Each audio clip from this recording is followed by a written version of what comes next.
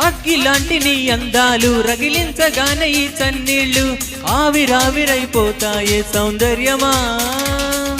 సిగ్గులాంటి నీ యాత్రలు సొగసల్లుతుంటే సుకుమారాలు అల్లరల్లరైపోతాయి శృంగారమా.